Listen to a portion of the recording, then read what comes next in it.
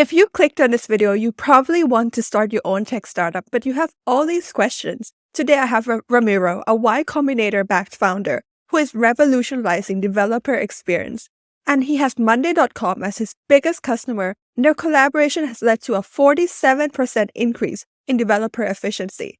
Ramiro is here to answer all your burning questions about how to build a successful tech startup for non-technical founders like you. Ramiro, throughout your diverse career journey from impactful roles at Microsoft and Atlassian to a key position at Elasticbox, leading up to founding Okteto, how have these experiences collectively influenced your leadership style and vision as a CEO and founder? That's a really interesting question. Career has helped me mold me into who I am. As a CEO, we always pick, hey, what do you like? What things in the past I've seen effective? So it has helped me to try to have a style where I believe a lot on transparency. We try to run our company in a very transparent way. I believe that as a CEO, your role is to make sure everybody understands vision, company objectives, make those very clear, and then the teams will figure out how to get there. I really don't like the top-down CEO telling everybody what to do style. I prefer to hire good people, try to build an environment where they're like free to innovate, to drive, especially my direct leadership. And that's something I've learned from a lot of CEOs in the past, from Microsoft, from startups. In terms of Okteto, we're solving a problem that it's very personal to me. It's a problem I've had, developer productivity, dev experience. I've been a developer all my career. I've been doing software now for close to 20 years. So the problem of being effective is close to me. I've lived it at different companies. I've worked at great places where they have a lot of tooling and automation, others that not so much.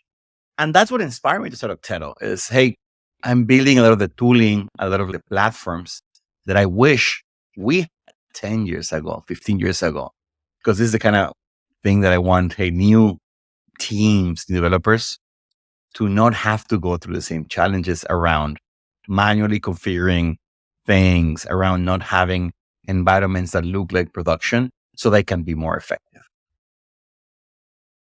Nade, I really love that founding story. I think you're really onto something when you're solving a problem that you yourself have had.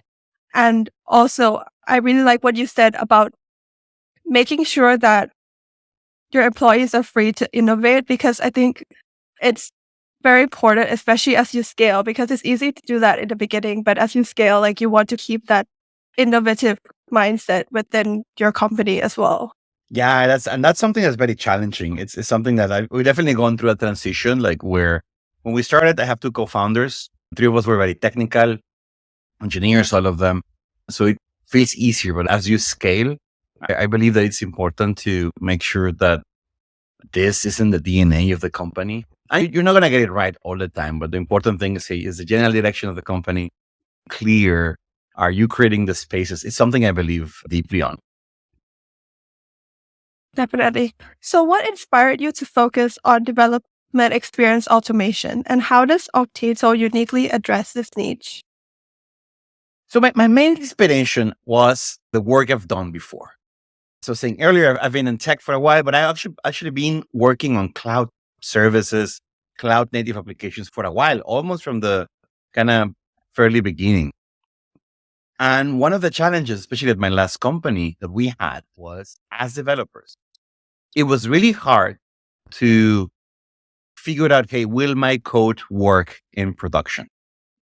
Back then, we had this global microservice-based application running on the cloud. But when you were developing locally, you had to run all these things on your laptop. So you had to make your work laptop look like the internet. You had to run a lot of services. You had to run databases.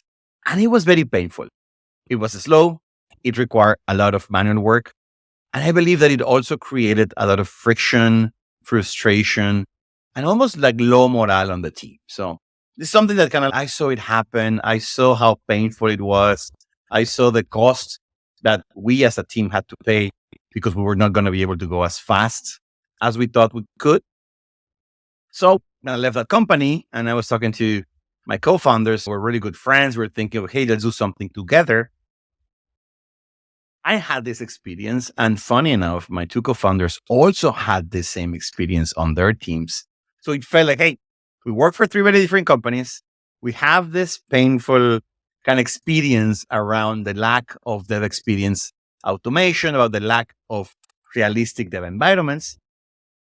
This seems like what we should be working on. And we started there. And very soon we realized that, hey, this is a very common problem that a lot of like software teams around the world have. What we did differently, to answer the second part of your question, is first, our overall mission is we want to give developers automated dev environments that look like production.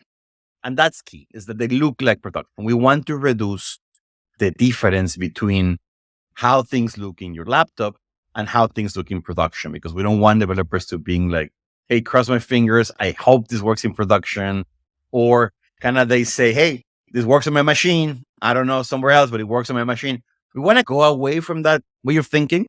So we built I believe it's a very unique solution to give you a platform, to give you ephemeral dev environments that run in the cloud, that look like production, and they are fully automated. You log into Okteto, you click one button, you wait a couple of minutes, and you have a dev environment running just for you that looks like production. And what this means is that one, you're not sitting around using brain cycles trying to deploy environments.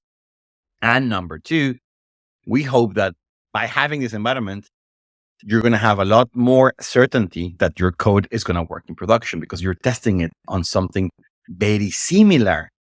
And because it's just for you, the risk of, hey, if I break this goes down to zero because it doesn't matter. You can try this environment. You can run any tests. You can play around with it, try any crazy code idea, any crazy idea you have. And when you're done, you delete the environment because it's ephemeral. You destroy it. If you get a stock, you destroy it. If you break it beyond repair, you just destroy it and you launch another one. And that's something that you can do on your laptop and you should definitely never do in production.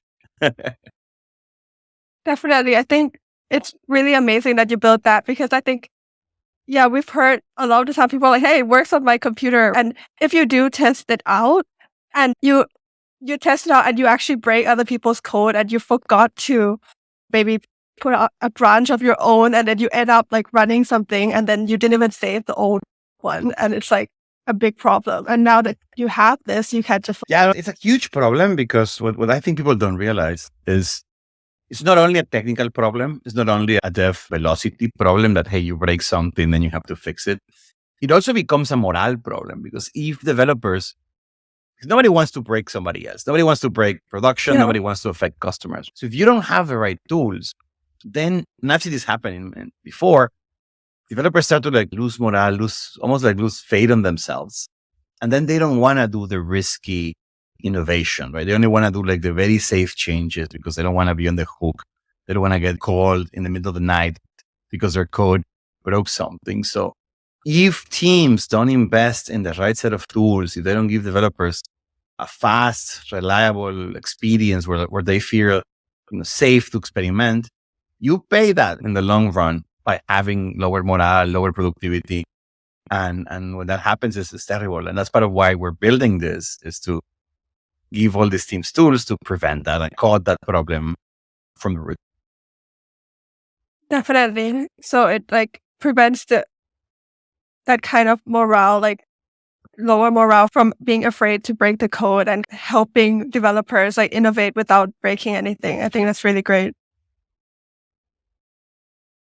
So can you walk us through how Okteto's collaboration with Monday.com led to a remarkable 47% increase in developer efficiency? Yeah, that's one of my favorite stories. Monday.com is one of our biggest customers. It's also one of our earliest customers. So it was really cool to get a chance to work with them in the earliest stages of the company. And I'm super thankful of the trust they put in Okteto. They still use Okteto.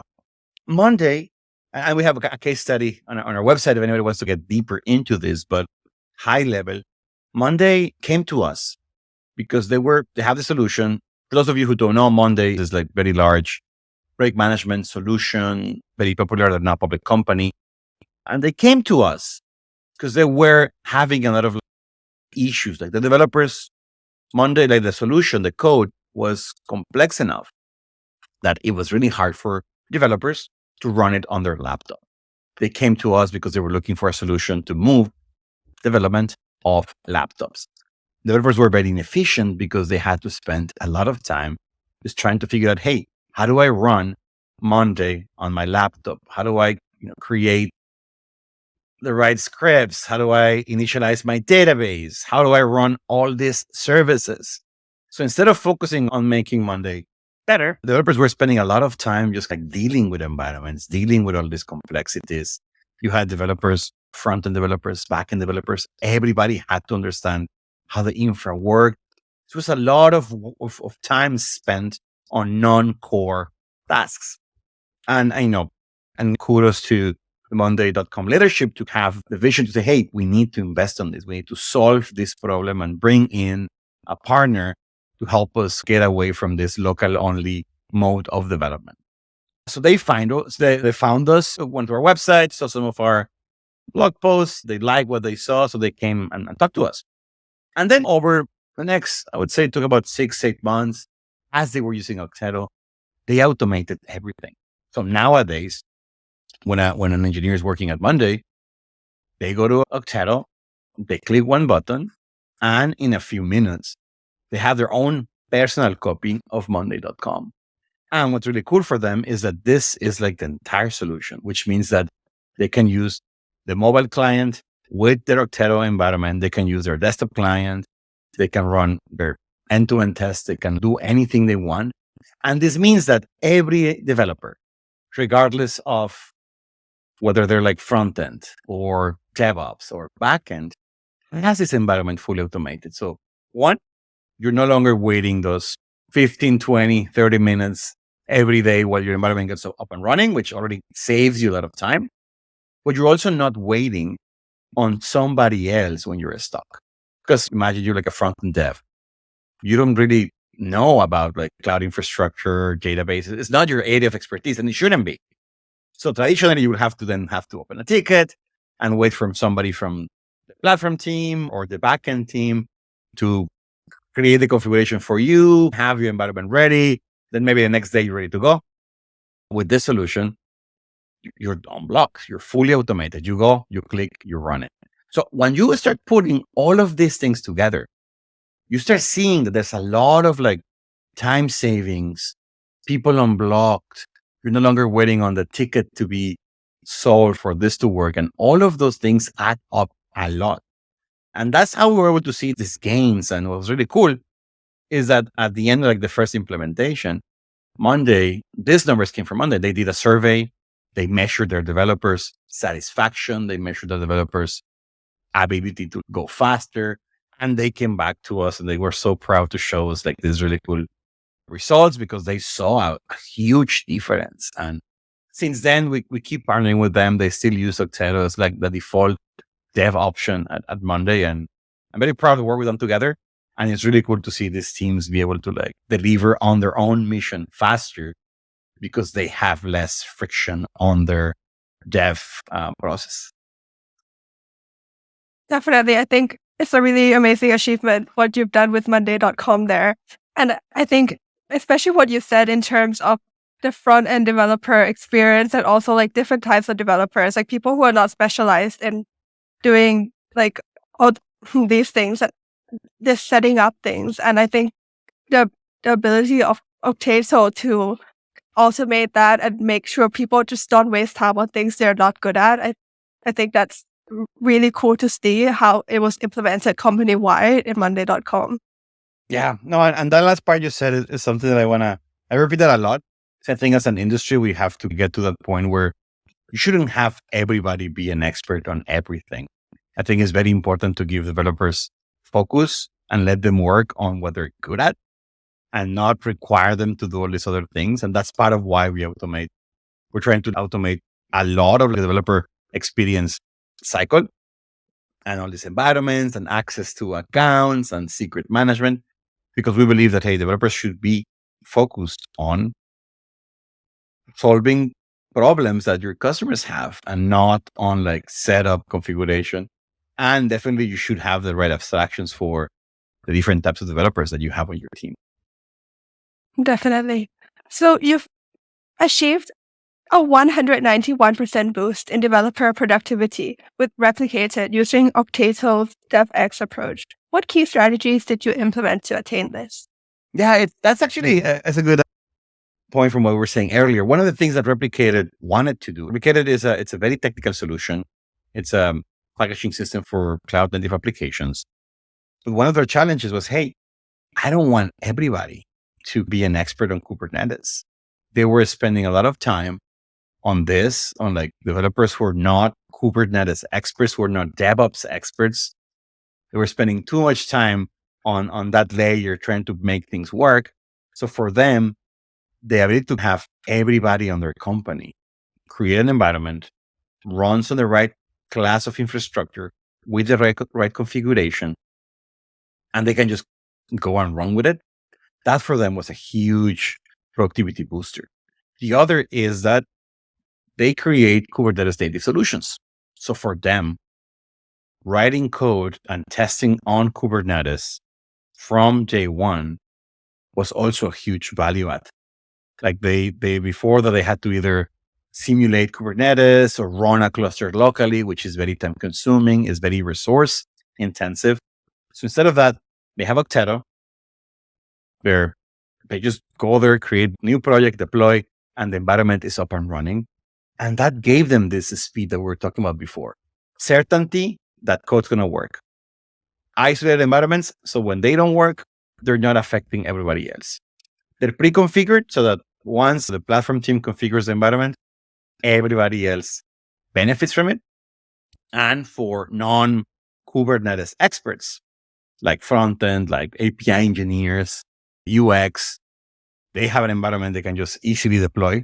They don't have to go and ask somebody else to help them get the environment up and running. And they can be very effective. And because they have this environment that is end-to-end, they know it works. They write their code, they see it run, and then by the time they get to like testing or going to production, they know it's no longer works on my machine. They know it works on production.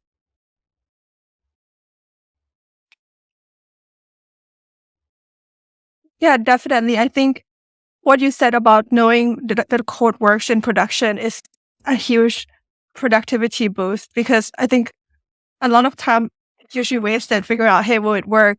And how do we make sure it works? But if it just works in Okteto, then that definitely will improve companies' efficiency. That's the dream. That's what we're hoping. That's why we're doing this. And we're seeing with a lot of companies, it's early, it's day one for us still, but we're seeing a lot of companies benefit from our approach to automating all things developer experience as a way you feel. The less things you have to do, the more time you're going to have on your day to focus on the things that are core to your business. That's always been my thing, right? Is there's only so many hours per day and you cannot have more hours than a day. But you have a choice of where are you spending that time? Are you going to spend it on non-core work for your company, setting up things, running, like trying to get your infra up and running? Or you automate that part. You find a partner, a vendor, it helps you fully automate that. And then you have more time. Even if it's 30 minutes, an hour extra per day, if you have that time for your entire team to focus on things that are core to your business, things that actually make a big difference for your customers, that adds up very quickly. And it's 1 hour for you, 1 hour for me. And then if you have a team of 10 people, suddenly you're going to see how you're just accomplishing more. And that to me is the value of these kind of solutions, is allowing you to, especially in these times where like hiding is not as flush, like you're not hiding as much people as before. Being effective is key to helping your customers, solving the needs, and beating competition. Definitely. Yeah, you're completely right, because 30 minutes and 1 hour might not seem a lot, but if that is used for like intense problem solving rather than just setting up your environment, I think it definitely contributes to companies a lot more than they're just like setting up the same thing every day. Exactly. Yeah. Ramiro, being a Y Combinator alum is a notable achievement. How did your time at YC influence your entrepreneurial journey and shape your vision for Okteto? For us, Y Combinator was a true accelerator. Before that, I'm an engineer by trade. Before YC, we thought about Okteto as, hey, this is an open source project. There's this idea. We want to build this product. What YC really helped us with is going to take that, but help us understand that, hey, you're building a company. Like you can change, you can impact developers everywhere. This idea of going from, I'm building this product, I'm trying this thing, to, no, you're building a company that is solving this major class of problems that is going to go for eventually change the industry. That mentality is something that, like, personally, YC helped me a lot. The other is also to think, one of the things I like about YC is they're very pragmatic in the sense of, okay, their motto is build something people want. And this idea of, hey, you have to figure out what your customers want, talk to them, always talk to them, don't overcomplicate things, build a little bit, get validation, then go back and iterate. That way of doing things is something that was the right thing to do, but having people there to coach you and help you and keep you accountable is something that has been very valuable to me personally. The other thing is the community. Like YC has a huge founder community. So it was really good to have access to all these other founders who've gone through some of the same problems that we're going through. And that you can ask, say, hey, everything, right? I'm having this issue with an employee that's not performing, or I need to hire for this role and I don't know where to look for, or hey, this customer is asking for this legal thing and I don't know what to answer. Like having a community that can help you answer all these things, especially in the early days, is also super valuable. I have a question. Did you end up having companies in YC also use your product? Because it seems like it's in the same industry and many of them could benefit from it. We did. Yeah, that's actually a very good point. That's another third benefit, which is you have this initial kind of like audience where you can sell your product to. We had a couple of companies were using Okteto in their early days. It's funny because one of the things we learned through YC was that early stage startups were not really our target market, because what we do, even though we benefit software and teams, our customers are larger companies, more mature. Because when you're, and you said this earlier, right? When you're a smaller company, you go fast. The vision is clear. You're like, everybody's very technical, especially in a typical startup. The first 3 to maybe 5, 10 engineers, they're more like generalists. They do everything. Your product is small enough that everybody understands every single piece. We learned that through YC, and then we saw, oh, wait, yeah. Customers like Monday, when they come to us, they already had more than 100 engineers. And most of our customers are now in that kind of that category. So we learned that, say, hey, not every product is for every team at every scale. Some products are great for early scale. Others are better for as you're bigger. So that was actually a big learning. But definitely, like for other kind of companies, like I saw some of my peers where like their first customers were their YC. YC works on like yearly batches. It was like, hey, their batchmates were some of the first customers. And that is great because you have this group of people who understand technology, or passionate about new things, or not typically content with the status quo, which means they're willing to adopt new solutions. So for anybody who has a product that is, hey, a good fit for startups, accelerators like YC are a great place to get started because you just have these people who are like waiting for you. That's a very interesting insight where you realize that you were more suitable for later stage startups than early stage. And I think, yeah, that's something you can only learn through validation, right? Especially what YC said, make something people want. You have to figure out if they want it after they have tried it. I know that is it sounds simple, but yeah, it's very hard. And it requires iteration, it requires insight, and it requires talking to customers. And that is like, if anybody is looking for one kind of like insight from how to build a successful product, how to get a startup up and running, is learning how to talk to customers and learning how to listen to the answers, because a lot of people don't know what they want and they're going to tell you, I want X, but you have to understand, okay, what is the real problem? What is your challenges? What are you trying to accomplish? And a lot of times you realize that they know what they want, but they just don't know how to express it to you. And developing that skill as a founder, as a C-level, or as a product person is fundamental. Definitely. I think that's a key insight because we have to figure out what the real problem that we're trying to solve and how the customer is expressing that. Because sometimes they're like, hey, just include a button, and we add a button. It doesn't exactly improve much for them. Yeah, no, exactly. But at the same time, you do have to build something and get it in front of users. And because sometimes I've seen people who really believe in themselves and they build something, they spend a lot of time building. And then this is really what they want. I talk to them, I know what they want, but then they put it in front of the users and the users like, I don't know, I don't care about this. I don't know what this is. I don't know how to use it.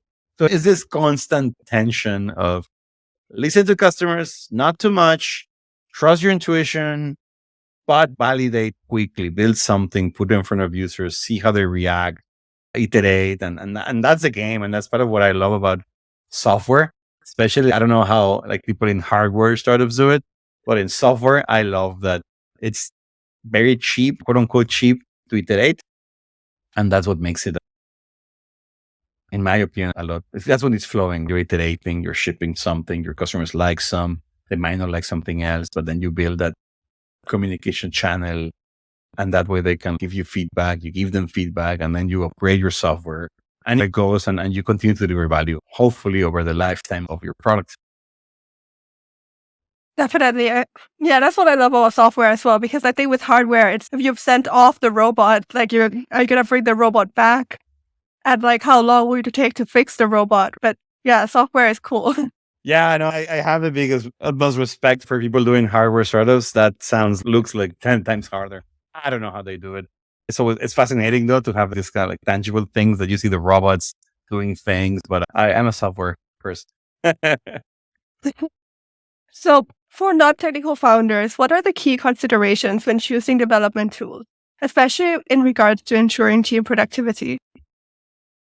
Yeah, there's two things that I always recommend people to look for. First is, and I mentioned this before, right? I think it's very important to understand what tasks that you want your team to do are core to your business and which ones are not. You should optimize for like doing more of the core. And by core, all those activities that would make a difference for your business, a difference for your customers. And it's very important that you optimize so that you do a lot more of the core and less of the non-core. For the non-core is where I recommend, hey, look for developer tools or look for tools that would help you. One thing to look for is, but you have to be strategic about this because every tool that you introduce on your team, it will create some friction. It will require them to learn something. So you can't be switching tools. You cannot just be adding. I've seen companies, it's the nature of companies, you start buying tool after tool. Like you have to be strategic of what are you building, because otherwise then you end up with 100 different tools. Information gets split in 100 different ways. And then all the time savings you're getting for every tool are getting lost by trying to coordinate information across different tools. So it's important to be pragmatic about that. And definitely anything that your team, your software, your dev team is doing more than once per day, if you see them constantly like setting up databases, constantly running XY process, those are the target for, okay, challenge your team.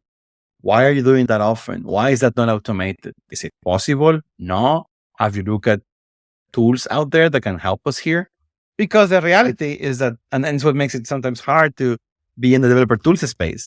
Developers like building tools. Developers like building their own solutions. And as a team leader, as a founder, as a CEO, you have to be very careful about which things you want your team to build internally and which ones you're better off from a partner. Because, and especially for startups, time and money are limited. So any time your developers are spending building an internal tool, it's time they're not spending helping customers. They're not spending building product. So as a CEO, as a founder, you have to walk that line very carefully and make sure that time is spent effectively. And developer tools can be an accelerator in that sense. They can help you. They save you time by not having to build them yourself. They save you money because you're no longer maintaining them. You're no longer having to devote headcount or roadmap time for that. And that's very important. Sure. Definitely. I think what you said about the fact that you can't have too many tools because, yeah, a lot of people think, hey, let's just use 100 tools, but there's actually a learning curve for every single tool. And this is true for everything. It's like you get into a new website, you're like, you have to figure out where things are. And you're like, where do I get started? And that takes a bit of time. And doing that for 100 tools is just It it's too is much. no, like cognitive load is real, and having Yeah. to learn how to use tools. Remember, oh yeah, I log in here, I go there. Like a lot of what we do is automate all this and say, hey, our environments tend to be a mix of like different tools, cloud infrastructure, things like AWS, secrets, your actual code, your tests, your data. And part of what we do is reduce the cognitive load by giving you a one-click, everything gets configured. And the same goes for every team with like every tool you add. Imagine when somebody else joins your team. Okay, welcome to the team. Go here and we use, and we use 30, 50 tools. And it sounds like a lot, but in reality, a lot of teams are in that kind of like number of tools. Like if you add everything, email, project management, video, Slack, whatever, it starts to add up. So the more tools you throw into the mix, the harder it will be for people to work. The more they have to think about the tools and where do I go now? What do I do now? What do I need to get trained on? And all that reduces your team's ability to like deliver on your core mission. And that is something that you always need to be very careful about, making sure you're okay with that trade-off. Yeah, definitely. I think it's a very important founder decision. Like what you said, which one should be automated and used as a tool and which one you should develop in-house. Yes, that is a very key. We have a whole section for our website. We call it build versus buy, where we wrote some blog posts and calculators and case studies on when it makes sense and when you're better off finding a partner. So if your listeners are interested, just check it out in our website. Just search for Okteto, build versus buy, and you'll see a lot of content on this. Is something that almost every prospect we have asks us that question. Say, hey, is it better for me to use Okteto or should I build this internally? And there's no black and white answer. I'm biased to say buy, of course, is my company, but in reality, I think teams need to make this analysis and figure out when it makes sense to do one or the other. But definitely focus, core mission are things that we all need to give them a stronger weight when making this decision. Yeah, I think that's very good advice. So what challenges do development teams face in aligning their tools with dynamic development environments? And how does Okteto help to mitigate these issues? Yeah, one of the biggest challenges for developers is that most of us are used to running things locally. And you can optimize your solution to run on your laptop because that's where you're spending a lot of time. And then running remotely, running on staging, on production becomes almost like a secondary target. So that's a challenge. One of the things that we drive as people, as teams adopt Okteto is it also involves like change in mentality in how you do things. We help them by building all this tooling to make this transition as seamless as possible. Like one of our goals with Okteto is that one of our goals with Okteto is that even though you're working now on a world where your environment is running remotely and is fully automated, we're going to give you the tooling so that it still feels like it's in your laptop. Like we have this CLI that you can use to connect your laptop to the remote environment. So when you're writing code, it feels local. You open VS Code, you open your terminal. It all feels local, but everything is getting reflected on this remote dev environment. So we spend a lot of time building these kind of tools because we want the experience to be transparent. Once platform team, once your DevOps team configures Okteto for your team and it's up and running, our goal is that for most developers, it will be completely transparent. Definitely. Yeah, I really like what you said about how it feels local, but it's remote. I think that's very important so that you like develop in a space where you're used to. How do you envision the future of software development processes, particularly with the evolving role of AI and machine learning? I'm very optimistic about the future development. I'm very excited. For me, AI is the way I see it, right, I think AI is going to become this great enabler. The same way we're talking about, hey, developer tools help you do less of the grunt work and more of like your core mission.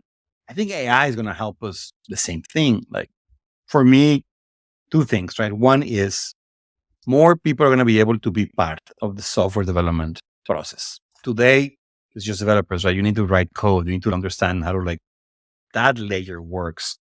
In the future, as AI kind of evolves, and we're seeing some of this already, where by using prompts or future input mechanisms, you can start to build applications, even if you don't know how to write code.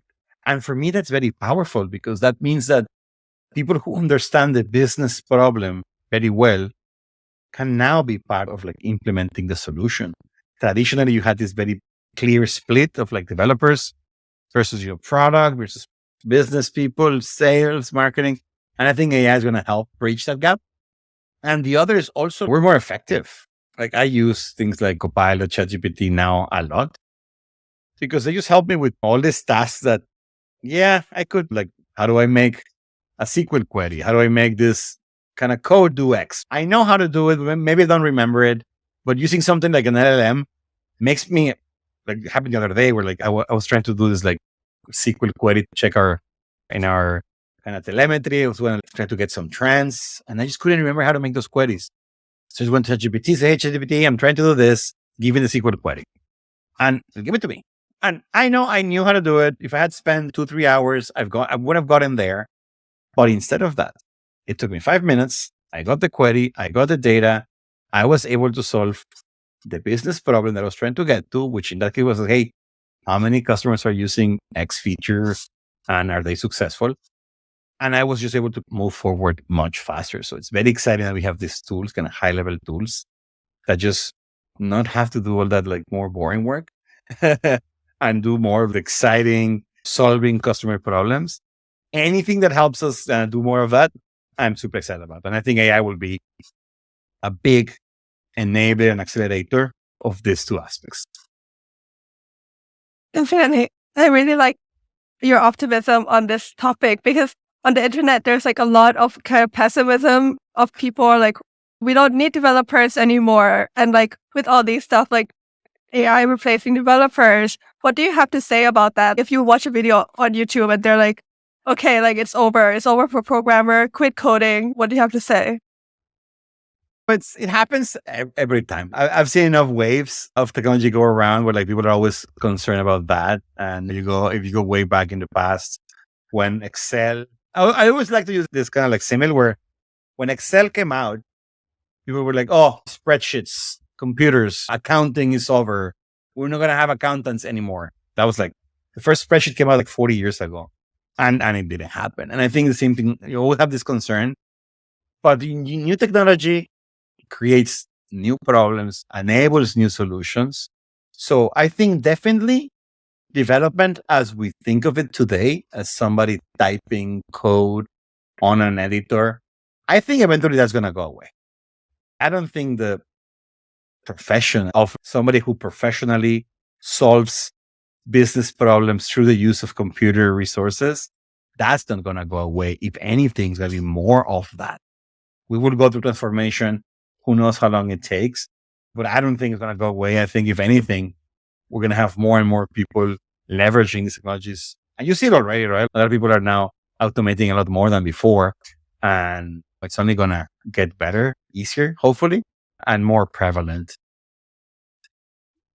Definitely. I really like what you said about how it's transforming the industry and improving everyone's ability to use computers to solve problems. And yeah, I think it's great, honestly. I really like it because I think a lot of the time business people are really good at solving problems, but they're not able to do it themselves. And now they can participate.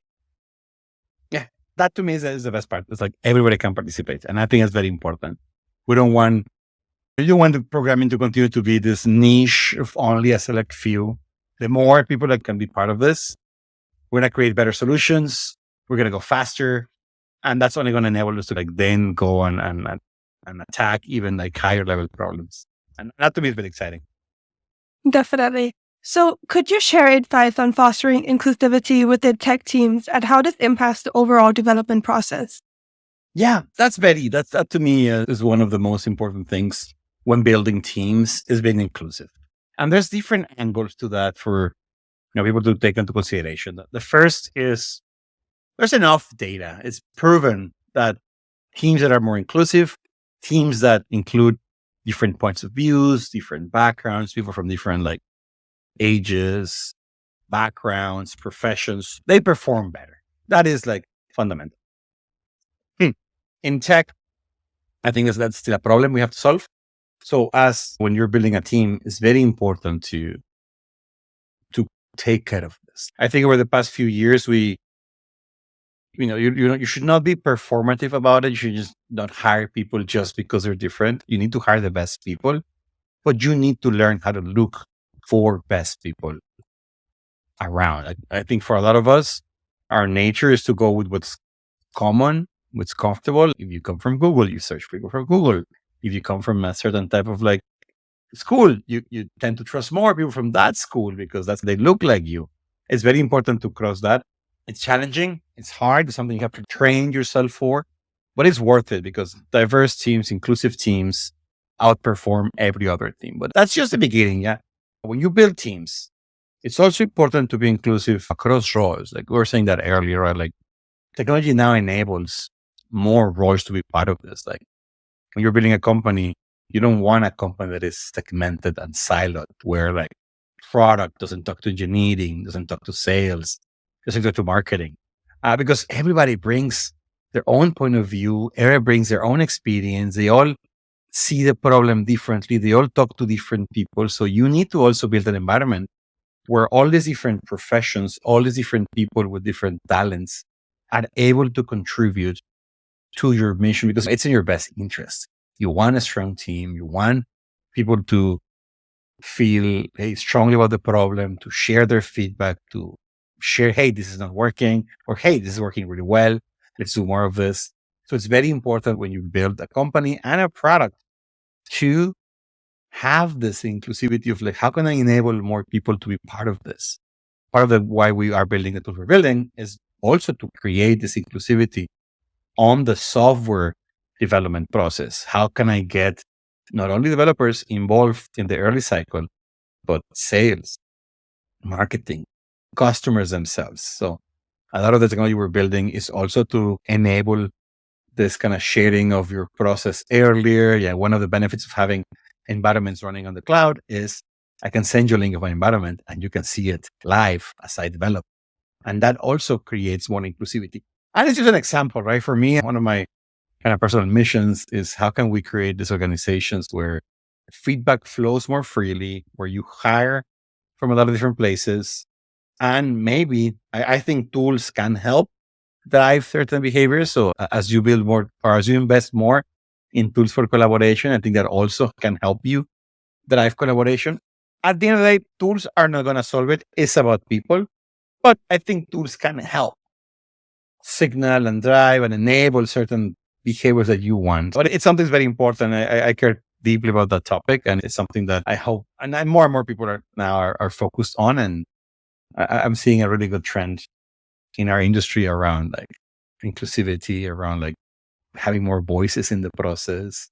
And you see it how like software is better, works, it's easier to use. And I think a lot of this comes from like people being like, hey, this button just doesn't work that for me because of this. Or hey, this feature, it makes no sense how we're describing it because unless you come from this background, you're going to get what this is about. All that is very important. Definitely.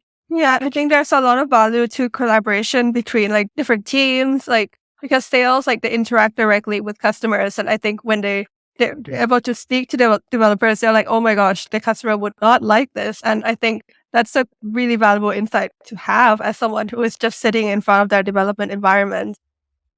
Yeah, I know. And the sooner you make that happen, the better it's going to be for your team because imagine if you have to like go through an entire 6 months development process for a feature and then you show it to your sales team or to your customers and they're like, oh, that's not what they need. No, what they said is this other thing. You got it wrong. Compare that to like, hey, you work on something for a week, you show it, and they're like, oh, wait, no, I don't think it's what they need. They need this other thing. And then you save yourself 5 months by having, as you said, people who have a different perspective from you, be part of the process, give you early feedback. That is like super important. And teams who do that well have a huge advantage over teams who are more just trust our intuition or just gonna keep it hidden until it's ready. Don't show it until it's like very polished. The teams who iterate and share and involve other teams or their customers early win every time. Definitely.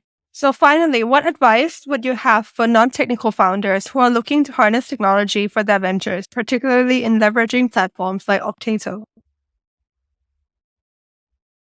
My advice would be have a very clear view of what you want to accomplish. Stay true to your vision. And then anything that you can use out of the box to help you get there faster, go for it. It's all about what you're building. It's all about your vision. So when you're thinking of tools, when you're thinking of partner companies, anything that is not core, anything that is not the thing that is different, anything that is not like this differentiation you're trying to build, just find a tool, find a partner company, because that's not where you should be spending your time. The same way that you would not be thinking about, oh, I need to build my own accounting software for my new venture, because no, that is not your business. You should not be building your own platform. You should not be building your own dev tooling if that is not the mission of your company. You have to think very carefully about this.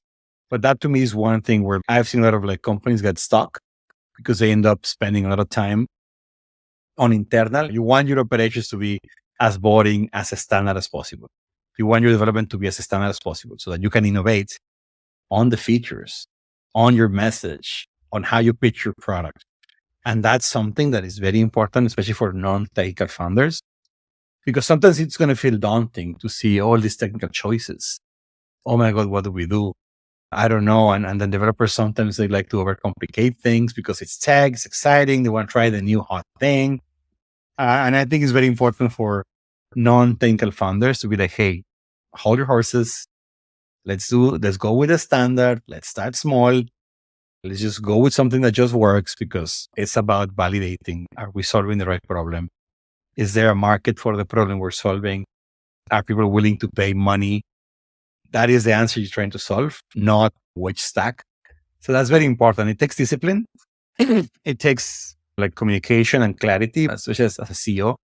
You need to drive that line and make sure developers understand that, hey, yes, tech's exciting, but tech doesn't exist for the sake of tech. It is to solve a problem. And remembering that is fundamental. Definitely. I think this is a very good advice to close up this interview on. Focus on the core problem, and the rest we will send off to various tools. So thank you so much, Ramiro, today for sharing all of your expertise. Thank you, Padilla. Thank you for having me. It was wonderful. I enjoyed the conversation. Amazing questions. So thank you. Thanks so much.